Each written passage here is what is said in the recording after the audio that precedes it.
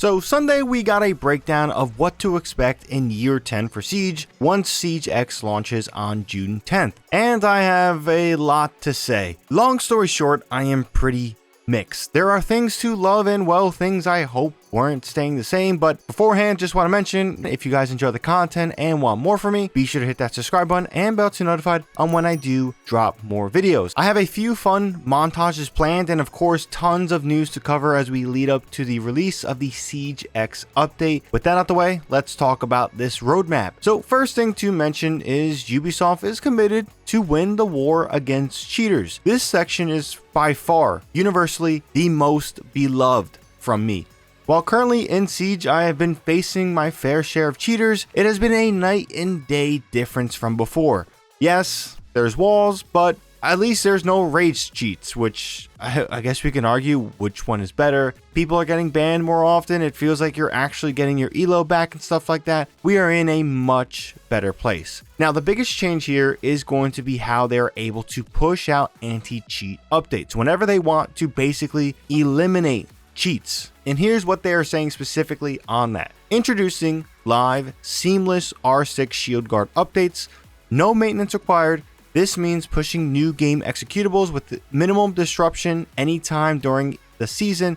Each update strengthens security and breaks active cheats. And basically what that means is, let's say you're playing the game and the game ends, you go back in the menu, they pushed out a new shield guard update. What that usually does is, well, you got to reboot the game, get back into the game and things like that. That is, on paper, it's going to cripple cheat makers for Siege in many ways. We already saw this with some of the recent updates to anti-cheat for the game. Some cheat providers already just don't find it worth it to support cheats for Siege. So random updates like this could do wonders for the game. Now in actual practice, we of course will have to see it in action, because something like this has so much potential to win the battle against cheaters.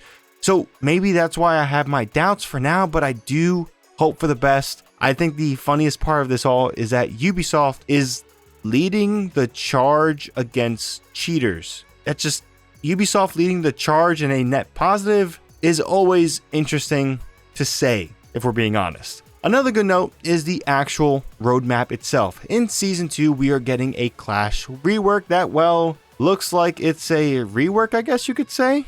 Season 3, we are getting a brand new Defender, which they hyped up as a game changer. We're talking like compared it to Mirror, but of course, we'll see how things go on that end. And in Season 4, we are seeing a rework to an attacker. This is unknown, but for some reason, it sounds like Ace, if we're being honest. I could be wrong. Leave your thoughts down below on which attacker this could be. It's also worth mentioning with the new Defender in Season 3, we are getting a new weapon for that operator, and with Season 4, a brand new weapon to be added to a select number of operators. The concept is actually one I wanted to be done for a while now, and probably the most exciting part for me here. I do think they could even step it up a notch and switch around the loadouts of already existing operators. Now, I do know a big consideration to why operators get weapons is like the balance it has.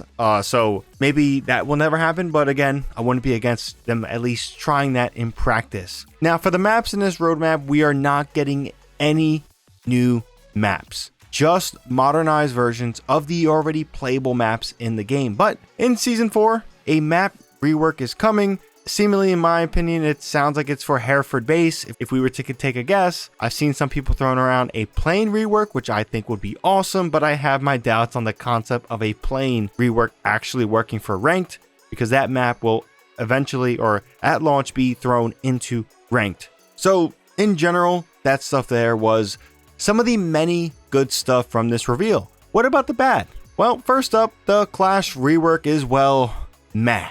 If anything, it just feels like a meme, to me at least. Sure, I bet people can pull off some hilarious clips with her, but like, this was the big change, Ubisoft? Like, yes, if she's absolutely dog shit, I am okay with that, because honestly, I'd rather have her being dog shit than the current state of annoyingness that she is now. But hyping up her rework as a operator update for the season is kind of not it for me. honestly, it's kind of lackluster. I will say the 1 speed to 3 speed feature when you drop down her gadget is pretty incredible, but unless that you are in some tight corners, I just don't see how much that can make an impact. Notable note, Sledge got a buff. Not really. The only thing Sledge can do is he can sledge shield operators, which means he's just a direct counter to Clash. So they're really the only buff to Sledge is just that he can target one operator. Not really much of a buff, but sure. I would like more for Sledge, but that's just my opinion.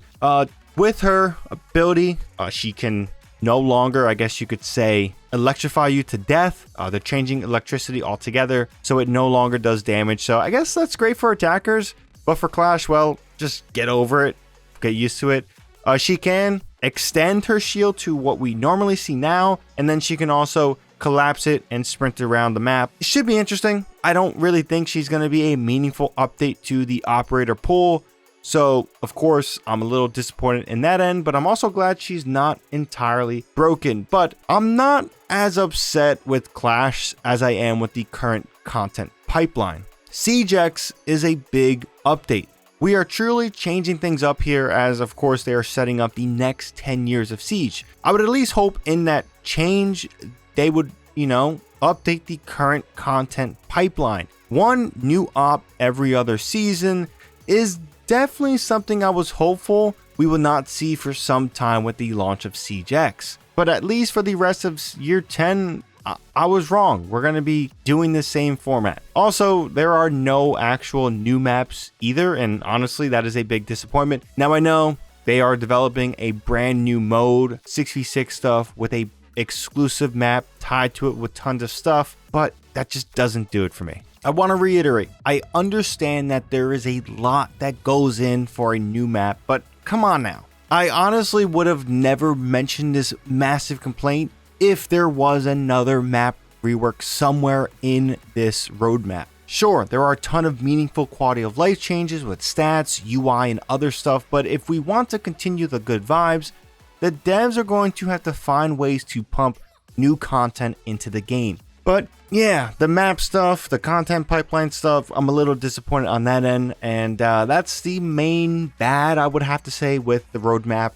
Some other stuff worth mentioning is more balancing updates each season, as well as those quality life changes I mentioned before. Things like more in-depth stats, tabs for esports, cleaner battle pass, and more training tools are solid additions. Again, these quality of life changes are going to better enhance the experience of not only onboarding new players or returning players, but also giving a good sounding foundation for maintaining players in all different skill brackets. But in all, the reveal for the roadmap was mostly good. It's just in the long term, I have a few concerns about the content pipeline here from Ubisoft. But that's all I have to say on this one. Curious what you have to say on this reveal for the roadmap. If you guys enjoyed this video, be sure to drop this video a like. Helps out the video a ton. As always, if you want more content from me, be sure to hit that subscribe button and bell to be notified on when I do drop more content. And as always, thank you guys for watching. It is greatly appreciated. But since I have nothing else to add, ShadowNinja here, and I'm out.